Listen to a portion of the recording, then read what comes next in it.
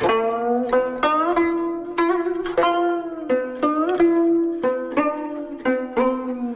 and welcome to the Tao of Our Understanding Recovery Podcast. My name is Omar Pinto, the host of the Share Podcast and a founding member of the SRC, the Share Recovery Community.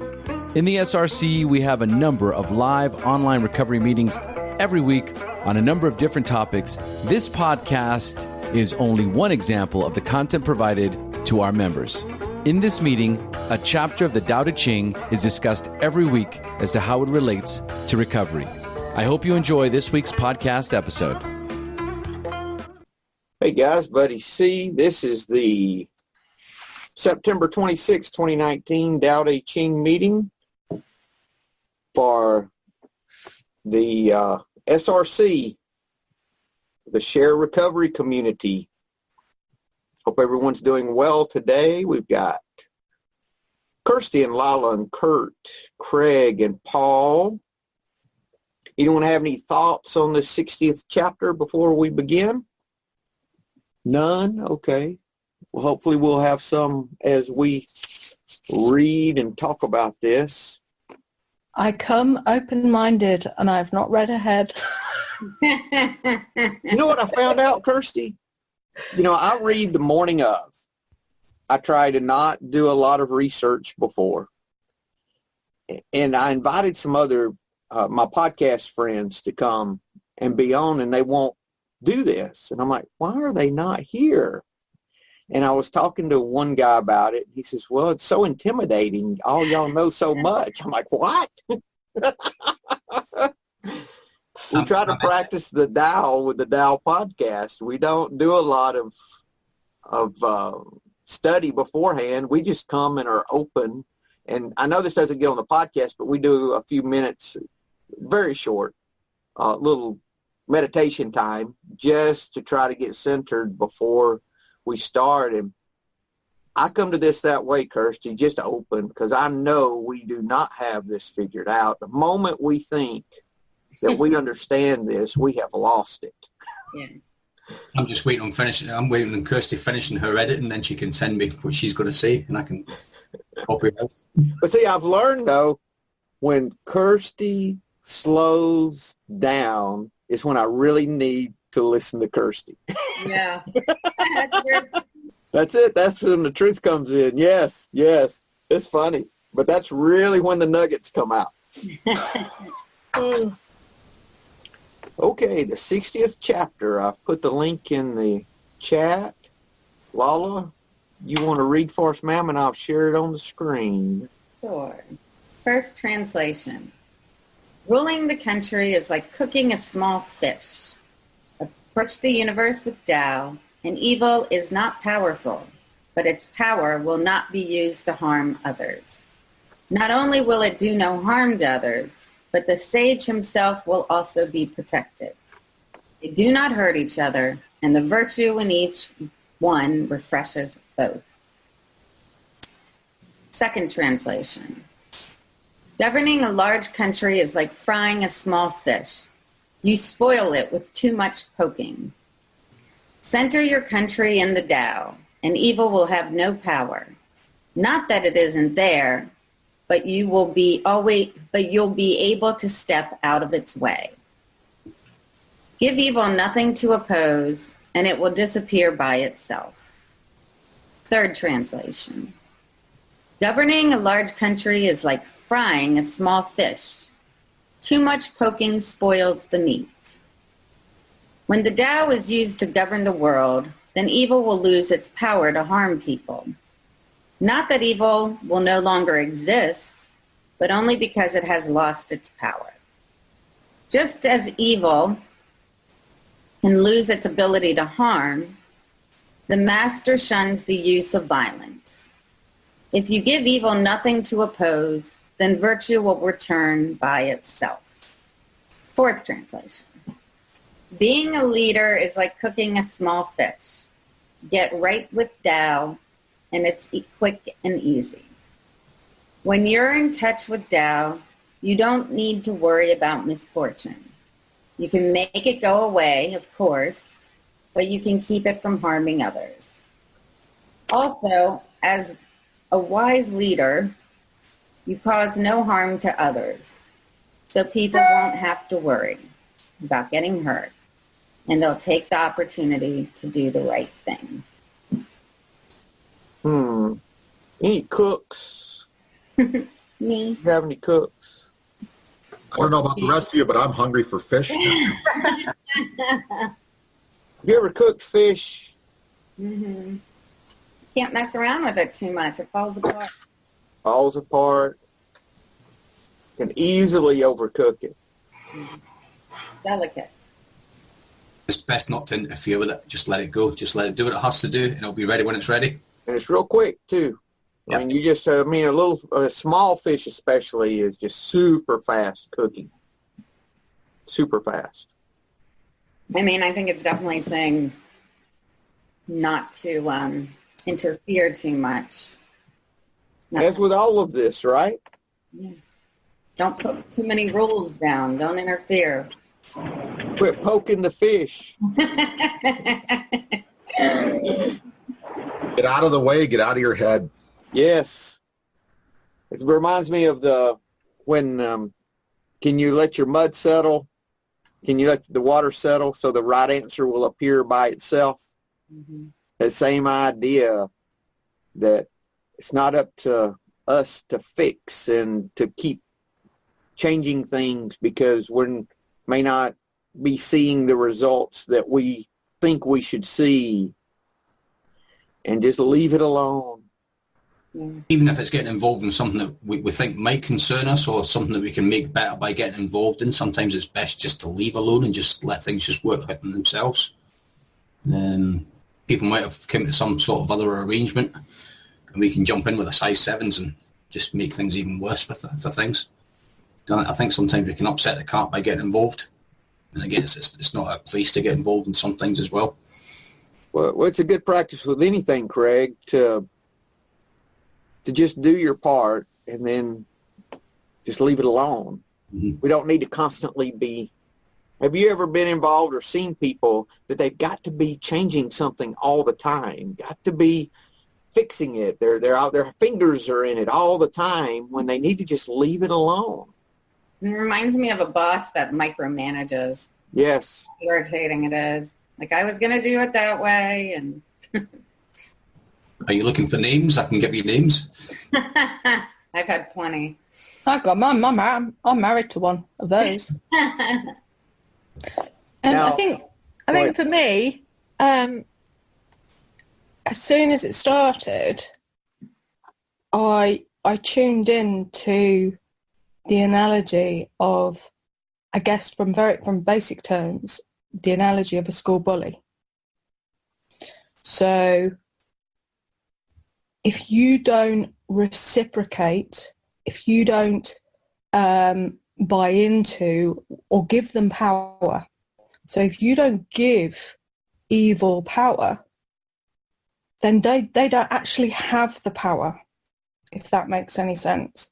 So if you have a schoolground bully, a playground bully, they want to have power over you. So evil wants to have power over the people they want to dominate and they want to harm. And so I'm trying not to slow down. And it's so, okay, Kirsty, you can slow down. yeah. Okay. So if you don't give someone the power, they actually can't do any harm to you because that's what they want. That is exactly what they want. So if I was to say my daughter's having, say for example, my daughter's having problems at school, and she's getting, taunted by bullies. If she was to walk away, then that evil, in inverted commas, would get bored. It would not have the power over her that they want, and therefore they would stop and lose that power and almost lose the ability to be evil. And I guess it's the same in any context, however big or small you want to go. If you don't buy into political evil, religious evil, and all of this stuff, however much they try. So say, for example, those, and I'm talking now to the likes of the bigger things like 9/11, those, the stoic American guys who got up and said, I'm going into work today. I am not going to be made fearful by this, because that's what people want. That's what these guys want. They want to incite fear. And so by not allowing that, you're saying, no, you're not going to do this to us, because we know that's what you want to do. So therefore, we're not going to live that way. And therefore, what we would hope, and I know this isn't always the case, is that that evil, whatever form that would take, would eventually disappear. And in my personal life, I have issues because I'm trying to have an argument with my husband, but he doesn't do it. He doesn't get riled up. He doesn't want to engage in this argument, and he walks away. And I have no choice. Yeah. I'm not evil. I wouldn't call myself evil, but I want to fight. And he won't. He walks away. It is the most frustrating thing in the world. But eventually, I will get over whatever it is that I am trying to argue about, because I have to. So that's kind of a global and a personal take on what I get from the readings. I don't know if that makes any sense. I know. I was going to say, when you were talking about the school ground bully, that it's somebody who wants to argue loses its power if it doesn't have anything to argue with. So, yeah, it's walking away. As frustrating as it is probably for you or the person who wants to argue, they don't have anything to argue with. To stop poking the fish. This chapter is about living a life centered in the Tao. So this is another description of what happens when we have a life that's centered in the Tao. And it's interesting here, it says that evil will have no power, that we'll be able, but not that it isn't there. This is the second translation, Mitchell's. But you'll be able to step out of its way. It's not that the evil leaves. The evil's still there. It's just you're able to step out of its way. And how do we step out of its way? By giving it nothing to oppose. And it will disappear by itself. I was interested in the word evil when this first popped up, because again, it's one of these things where you think it's a big, massive thing. So I'm looking for Skeletor running up the road and thinking He-Man's going to come and save me. People that are young enough will remember that. But the evil can be things like negativity, toxic relationships as well. Wives want to argue over nothing, like Chris is just, it happens. So yeah, negativity. Say the word negativity. That's what I read into. That's what I read into it. But I think the word evil was quite a strong word to incorporate quite a lot of things in it. And I was thinking about in the Tao itself, in the Tao Te Ching, references that of how to respond to evil. And I found several. I thought about that we're to respond. Someone has to risk responding to injury with kindness. There's no enemy. There's no greater misfortune than having an enemy. Virtue gives. Those without virtue seek a way to get. That whole idea that we respond to evil with good, that we take the fight out, like Kirsty said, that's the practice that causes us to be able to step out of the way of negativity, no matter what it is that we're talking about, whether it's personal life or anything. When we see that, how are we going to respond? Do we respond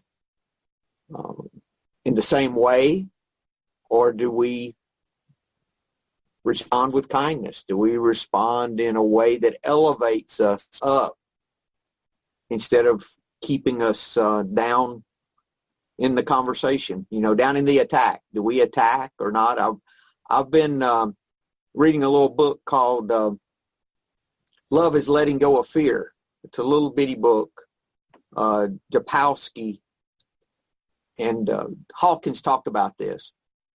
And this book is based on A Course in Miracles. But one thing it brought to mind, and actually Dr. Totten on the latest What's This Tao podcast talked about perception. And this idea that our state of mind, that our mind is like a projector that's projecting out, and the world we see is a result of our state of mind. We can see the same situation, same circumstance that someone else sees, and see it in a totally different way. And it's all based on our state of mind, not theirs. So that whole idea of, when we attack, we're really attacking ourselves, that whole thing, it's back to that. And we have to learn that if we want to be loved, we have to love first. We love others the way we want to be loved. We don't love the way they love us.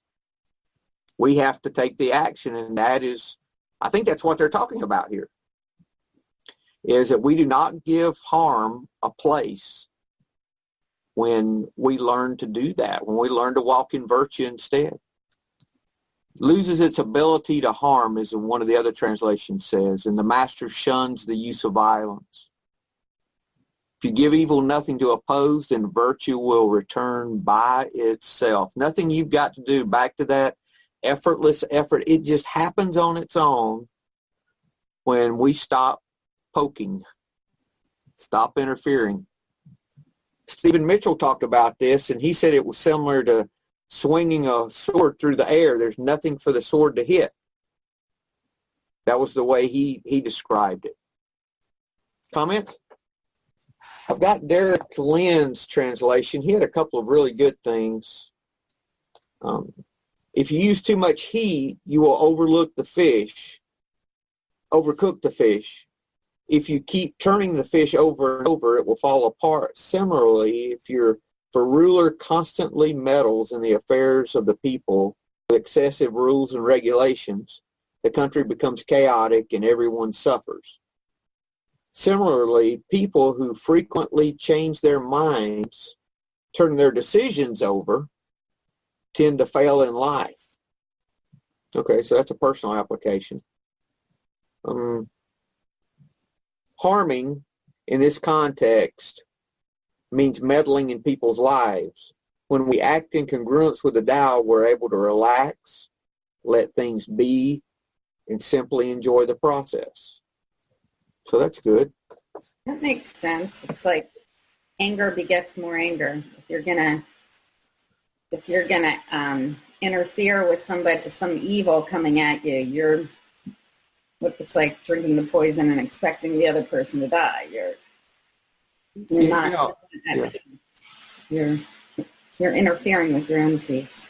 Yeah, and I guess the question is, if I have an area of life that I have a fight in, another question I can ask is, how am I giving evil a place? How am I giving harm? How am I giving negativity a foothold in this area of my life? So if I have a fight going on and I can't figure out why it is that every time I interact with this person that it's a negative interaction, or, in this particular situation, or when I do a particular thing, I always end up, all upset. One question I can ask is, okay, how am I returning evil for evil, or how am I returning negativity for negativity, rather than elevating this to a place of love? What am I doing to contribute to this? Well, it's our reactions. I mean, I used to get so frustrated and turned up by my mom. Just everything she did annoyed me. And, in recovery and just with a lot of therapy, I've just been able to be like, that's just who she is. That's what she does.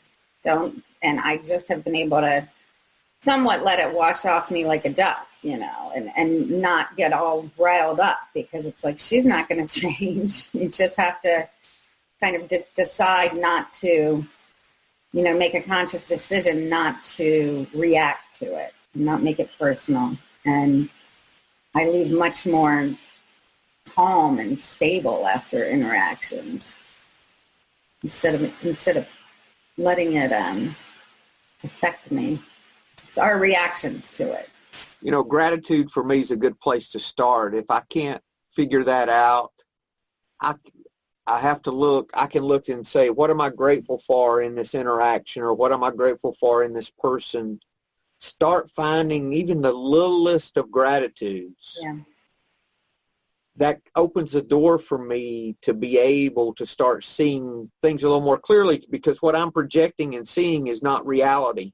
Back to that projector again. Right. It's coming from my state of mind. It's not reality, One thing that really, when I quit having to prove I was right with every person about everything, that was a game changer for me. Brought me so much peace not to have to be correct, or for people to think I'm correct about everything, or to agree with me about everything. That shift happened early in recovery. Yeah. But when that happened, that was a huge game changer. Huge.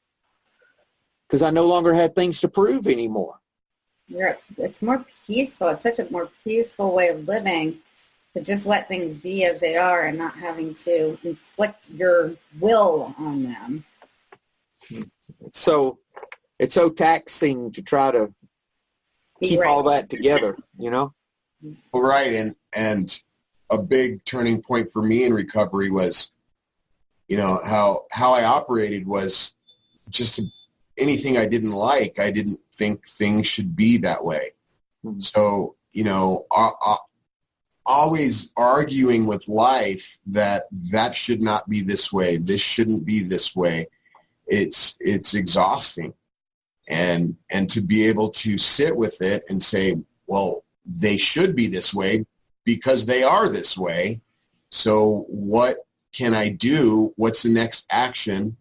Can I let it be? Can I let the fish cook? Or do I have to poke it? And do I have to try to change what really is? And then are there any lessons that I can learn in this process? Because it's not fun. It's a hard situation, whatever it is. And so, there are things in my life that I don't want them to be the way they are, especially when it's concerning like my daughter, right? And I don't want her suffering like she is right now. But I can only do what I can do. And at some point, I have to be able to surrender to this process and try to learn. And maybe what she is going through specifically right now in the past few months, maybe it's the absolute best thing that could ever happen to her in the long term. But if I'm just constantly looking at it like it should be different, this is not the way it's supposed to be, we can miss all those opportunities. I can even keep her from learning things that she may need to learn, and she can help other people maybe someday, or I don't know, it's like giving up how I think life should go is kind of what I'm reading into this. And just to remain open and aware, and like, how can I contribute to somebody's life today? Or how can I support? And in business, I try to apply everything I learn in recovery to like my personal life, even the traditions. And, like what Lala was saying about micromanaging and like a supervisory role as opposed to a managerial role. Supervisors are basically babysitters. No one wants to be babysat. A manager supports and helps people grow. So there's like a difference there. And so how can I support people today? How can I contribute to their developing and learning? And like you said, buddy, like, maybe I should take the first step in love. Why do I need to have somebody else show me the love before I give it up, kind of thing. So letting things be more is really, it's hard. It's hard for me sometimes, but I just get better results if I can just let things be. So that's my 2 cents. That's good, Kurt, because what happens is you do that, you're just getting out of the way of the harm, of what would be the negativity. I'm going to say negativity instead of evil. You're getting out of the way of that.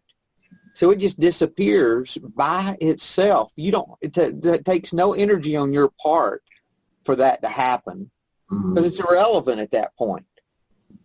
Yeah, that's good. That's good. Thank you. Thank you. All right, let's move on to Wayne Dyer. Wayne Dyer has a good bit of stuff today, I think. Craig, you going to help us with that, sir? Yep. So he's entitled this chapter, Living with Immunity to Evil. He says, your assignment in this verse of the Tao Te Ching is to change the way you view the presence of evil in your personal world, as well as the entire planet. You can do so by acquiring an inner awareness that evil simply can't impact you if you're centered with the protective net of the Tao. If you live in accordance with the Great Way, refusing to have injurious thoughts directed either towards yourself or others, then the powers of wickedness and wrongdoing will render it impotent. Hold on right there.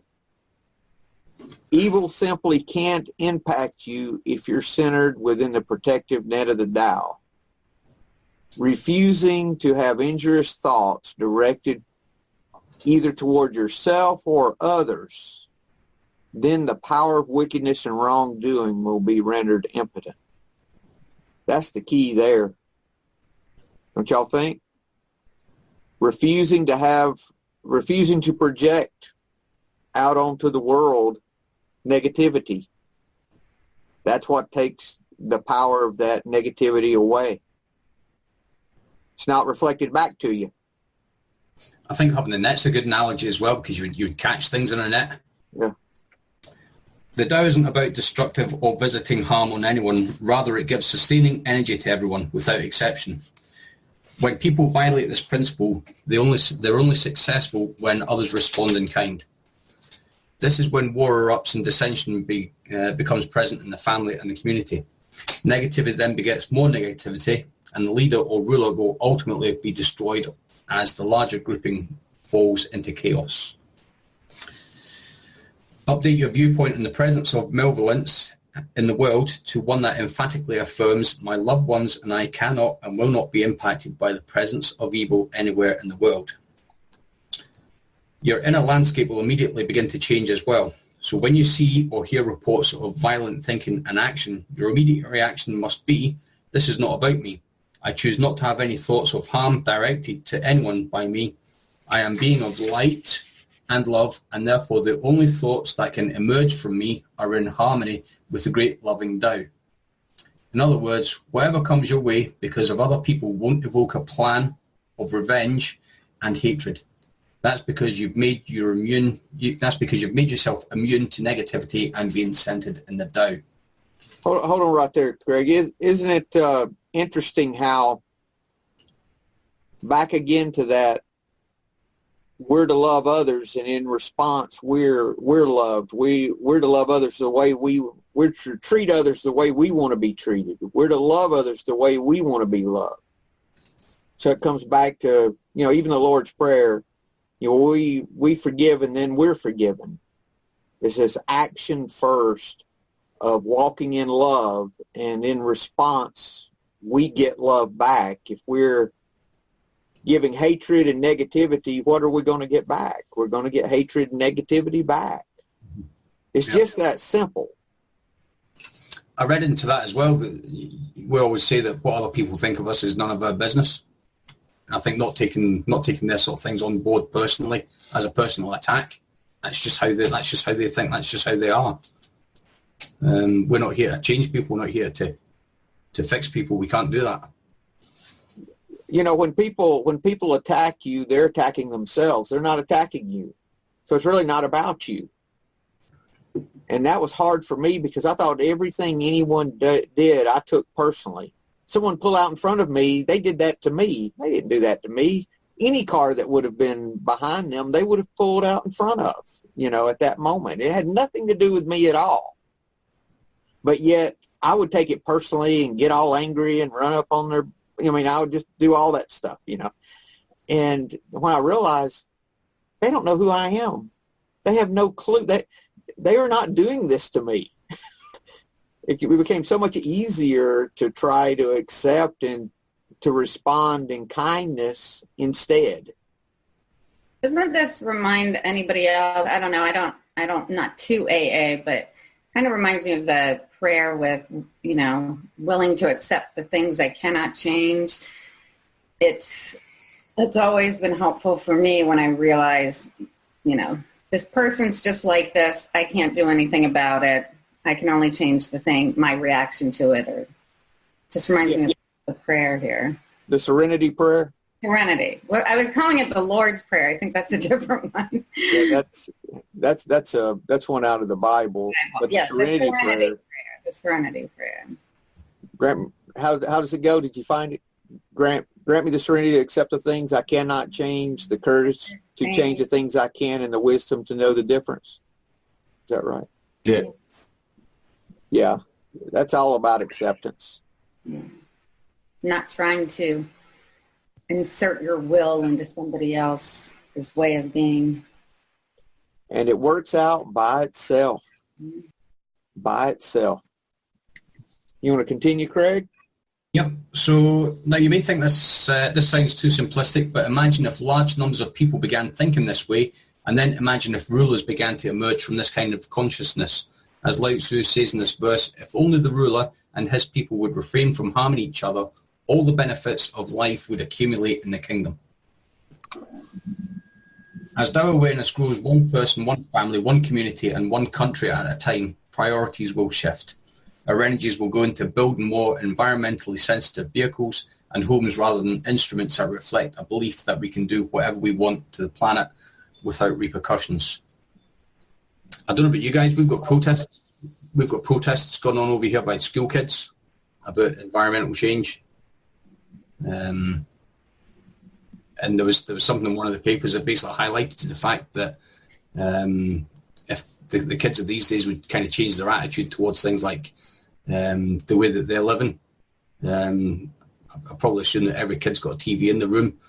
Every kid's probably got a mobile phone. Every kid's probably got a laptop, a Kindle, a PlayStation, something else that's electrically charged and giving off heat. And the fact that they're driven to school by big gas guzzling cars. I think some of these little changes could be happening at home. That's my rant. I'm staying out of all of that. Okay, kids, just get back to school. You close the schools for days for this. Get back to school. Right. So as you re-examine the passage of the Tao Te Ching, see how it can impact your daily life. When negativity feels like it's directed right at you, retreat to that place of kindness and love within and deflect that energy. Remember, it's impossible to pick a fight with someone who refuses to fight. So your refusal to enter into battle is your most potent weapon against evil. You can change an angry person's attempt to inflict harm by refusing to lower yourself to the level of their abusive thinking. From an enraged motorist's curse to harsh words of disgruntled clerk or upset family member. These outbursts are easily shifted when you stay centered inwardly. Become immune to such harmful thinking and action by knowing that none of this is about you. Hold on right there. Remember, it's impossible to pick a fight with someone who refuses to fight. Kirsty can attest to that fact. So your refusal to enter into battle is your most potent weapon against evil. Just refuse to fight. And at first it is so difficult. And we don't even realize we're doing it at first. But when we start seeing it and see the benefits, it's like the resistance to the thought. When we fight the thought, it gets stronger. But when we learn just to let that stuff go, it just goes away. There's a lot to this resistance and this fighting that we don't even see. Just that act by itself can bring a lot of peace in a situation. Good. Any comments? Kurt, you have something? I think I need to hear none of this is about me quite often. If I can accept that, a lot of this stuff goes away. When I get too wrapped up in it, I'm always trying to prove a point or make my side of the argument or, all of these things that really don't matter. So I don't know, it's just an important little highlight you did right there, is none of this is about you. I think I need to remember that. That's good. That's good, Kurt. Thank you. We become less and less important in a good way. You know what I mean? It's not as important what we think or what we know. It's more important who we love, More important who we're kind to, not who we convince that we're right or convinced they're wrong. Gosh, such ego. Mm-hmm. Let's skip over, Craig, if you don't mind, skip that paragraph and go to the next one, please. Yes, this one really applies to myself. Bolster your immunity to negative by controlling yourself in the midst of noxious thinking. So catch yourself when you have judgmental thoughts that could be considered harmful for yourself or others. For example, if you see yourself as unworthy of respect, that's damaging. That's a damaging thought directed at you. Change it to the following affirmation: I deserve and anticipate receiving only divine love. That's what I attract. I don't know about a lot of other people in recovery, but I always thought that I wasn't worthy of recovery. I wasn't worth that. I got to such a low state in my life that I didn't think I deserved anything. And that actually kept me out of recovery for a long time. And I think just having that mindset shift that you are worthy, you are loved, you are, there are people out there that love you and want to support you. And I think getting out of that negative mind frame really helped me. It was actually my doctor that helped me along with that sort of thing. Change your mental energy to something like, I send loving kind thoughts to all and trust that this love will help them see the folly of their hatred. Be conscious of all your thoughts, change in the midstream if necessary.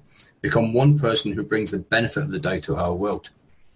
Now, Craig, I think it's interesting here that first his positive affirmation was, I deserve and anticipate receiving only divine love. This is what I attract.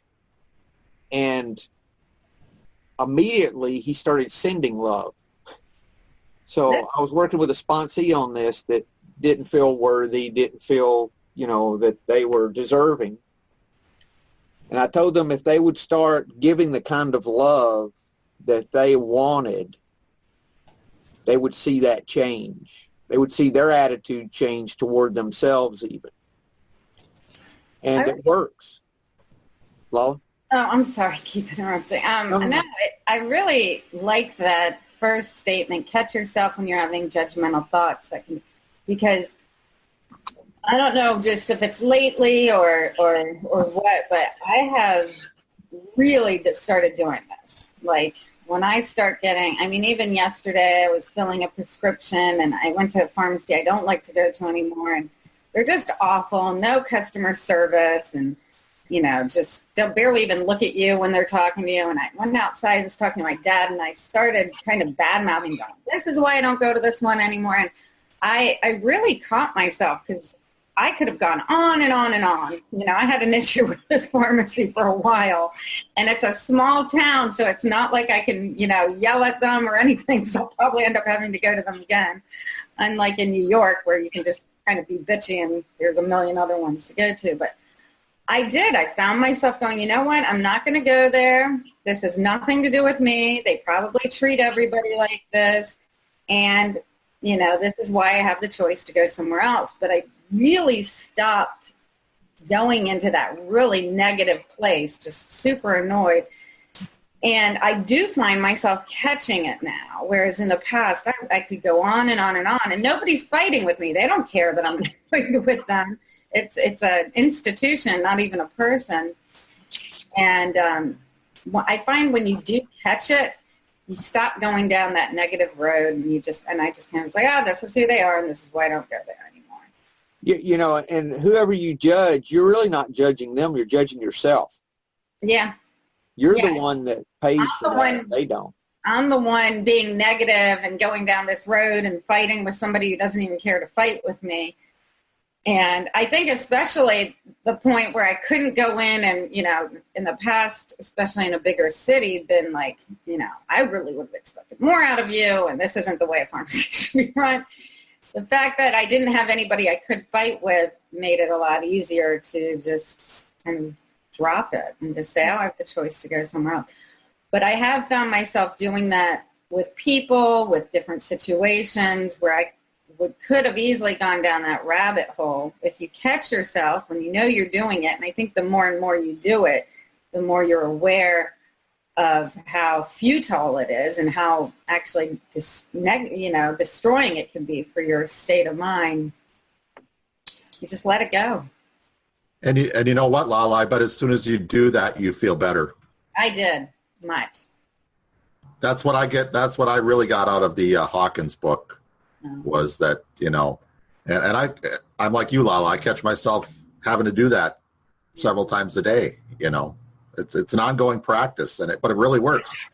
And if you do practice it, it gets easier. You catch it sooner and sooner. Yeah, you don't even think about it after a while. Yeah, just like, oops, I'm doing that. Let me stop. And you're avoiding the negativity the entire time. It's gone by itself. It took no effort on your part to do anything with that negativity, and it didn't affect you in any way. And that's the whole point. Effortless. I mean, it starts with being open and aware. Awareness. It's funny how I just know people, and I was married to one of them, and how truly I actually feel bad for her in a lot of ways, because she is so unaware of how she's allowing her life just to be kind of yucky.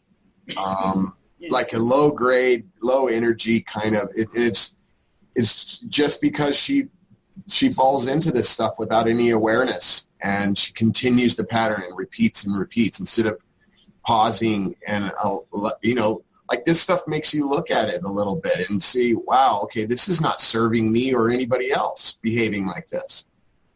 So awareness is it's really important in my life, I find this can change your life. Yeah, I find it incredibly difficult to stop once I get started. It's like somebody's lit a fuse. I think the secret is to catch it before it happens. Let's finish this up, Craig, and then if we have time, I have an example I want to use if we do have time. Okay, so declare yourself immune to injurious entreaties. Visualize a protective shield around you, guarding you against what's perceived as evil in the world.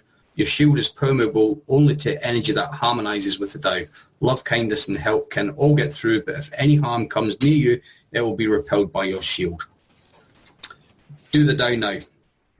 The next time you think that you're a target of a harmful thought from a stranger, a family member, or a co-worker, make every effort to remember to respond from your inner nature, which is the Tao.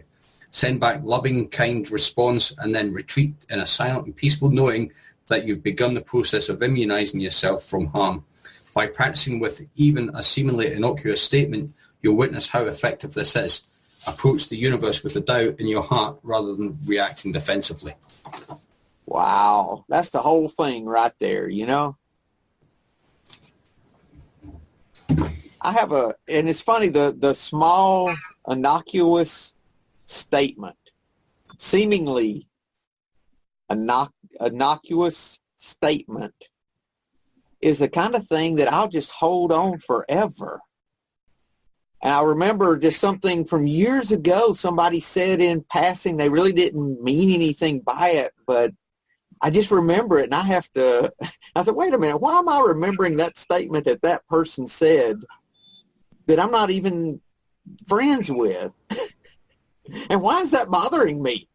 Mm-hmm. You know, that's the kind of things I've learned to surrender now that I didn't surrender before. Those little things. And then reacting defensively. Yes. I mean, what's the old saying? You know, defensiveness is the first act of war or something? I mean, I've had the worst arguments ever, and it started out of defensiveness, either from myself or from, you know, my ex-wife or girlfriend right now, you know, and it's that defensiveness is just as damaging. I mean, reacting. The Course of Miracles quote for that's when I'm defended, then I'm attacking myself is what I'm doing. Yeah, when we put up our defenses, we invite attack. Yes. Right. Yes. Other comments? I have an example from the Letting Go book, Hawkins' Pathway to Surrender, I want to use. He gives an example of a traffic accident. And if you have the book, it's page 208. And he's talking about on the different levels of consciousness, how you respond to this very same instance. And I want to read this real quick. It's a parked car. You parked your car. Just as you got out, the car parked in front of you backs up into your car with a thud. The bumper and the front of the fender are dented. Here's what the different levels of consciousness might sound like. We're going to go up from bottom up. Shame. How embarrassing. I'm such a lousy driver. I can't even park a car. I'll never amount to anything. How many times have you done that in your head, you know, over something minor? Guilt. I had it coming. How stupid I am. I should have done a better job of parking. Apathy. What's the use? Things like this always happen to me. I probably won't collect on the insurance anyway. There's no use talking to the guy. He'll just sue me. Life stinks. Grief. Now the car's ruined. I will never be the same. It will never be the same. Life's grim. I'll probably lose a bundle on this. Fear. This guy's probably furious. I'm afraid he'll hit me. I'm afraid to talk back to him. He'll probably sue me. I'll probably never get the car fixed right again. Desire. I can make a bundle on this one. I think I'll hold my neck and fake a whiplash. My brother-in-law is a lawyer. Anger. This damn idiot, I think I'll teach this guy a lesson. He deserves a good punch in the nose. I'll sue his pants off and make him suffer. Feeling shaky with rage. Pride. Look where you're going, you fool. Oh, God, the world is full of such bumbling idiots. How dare he damage my new car? Courage. Oh, well, we both got insurance. I'll take down the data and handle it okay. A nuisance, but I'll handle it. Neutrality. Now we're getting up. And all this is the same thing, guys. It's just, what are we projecting? What negativity are we buying into? Or are we going to turn this around, respond with love and kindness? Neutrality. These things happen in life. You can't drive 20,000 miles a year without an occasional fender bender. Willingness. How can I help this guy calm down? He doesn't need to feel upset about it. We'll just exchange the necessary insurance information and be okay. Acceptance. It could have been worse. At least nobody's hurt. It's only money anyway. Reason. Let's be practical. I'd like to take care of it as quickly as possible so I can get on with my day's activities. Love. I hope the guy isn't upset. I'll calm him down. Says to the other driver, relax, it's okay. We both got insurance. I know how it is. It happened to me just the same way. Peace. Well, isn't this fortuitous? I was going to have the rattle in the bumper fixed anyway. And the fender already had a little dent, so now I'll get it fixed for nothing. Say, aren't you George's brother-in-law? You're just the guy I wanted to see. I have some great business that I think you can handle for me. We'll both benefit. You look like the right person to research it for us. How about a cup of coffee and we'll talk it over? By the way, here's my insurance card. Say that's the same company as yours. What a coincidence. Everything is working out for the best. No problem. Walks off humming with his new friend, the incident already forgot. All of that from the same circumstance. It's just a matter of how what we're projecting onto the situation. You know, that last one's a little stretch, but the rest of it I could see with any time, any situation. It's just a matter of, are we going to entertain the harm, or are we going to respond with kindness? Comments? I mean, I've heard about couples meeting that way, you know, true love, wonderful marriage ends up, you know, happens and all these things. So you never know, but that obviously you've got to be open to this stuff. Obviously you can't be prideful and angry and it's hard in those situations. I was, you know, on March 1st, I was involved in a rollover accident and I did not know I was going to survive. That was the question. Am I actually going to make it through this accident as you're rolling in the air and going into oncoming traffic and all of that? So I did not behave like that when I got out of that vehicle because I didn't know if my daughter was okay in the back seat. And I was fired up. I was sorry how I behaved, but I was so mad. I was so glad it was a woman that hit me and not these guys that I thought hit me because I was already going after the two guys. And they're like, they just pointed, like, not me, you know, and I wasn't proud of that. And I was able to, like what Lala was saying and Kirsty, I believe, you know, where you catch yourself. I was terrified. I mean, I was overcome with fear that I didn't, you know, my daughter and myself almost died. And, you know, for me to have one sentence of a foul-mouthed comment and then be able to retreat and say that's not the right thing to do and then go check on them after I calm down and say, are you guys okay? I mean, that was the best I could do. Could I do better next time? I hope so. You know, but when you're in the moment, it's really, really tough. But that's growth though, Kurt. Right. That's huge growth. Right. That's the whole point of the thing. You know, because this is a practice. This is a process. Right. So are we better at this today than we were a week ago, month ago, year ago? Oh, yes. And that's what we need to be grateful for. Right. It's imperfect. It's a continual imperfect process. Learn, apply, learn more, apply. You know, it goes back to this learning to respond in kindness. Learn how can we give instead of how can we get from this situation. Knowing that if we learn to love, if we learn to give, then we're going to receive whatever we need. That's stepping out of the way. That's stopping poking the fish. And so hopefully it won't crumble on you. Mm-hmm. Okay. Anything else, guys, before we close? Everyone good? Well, you guys have a great week.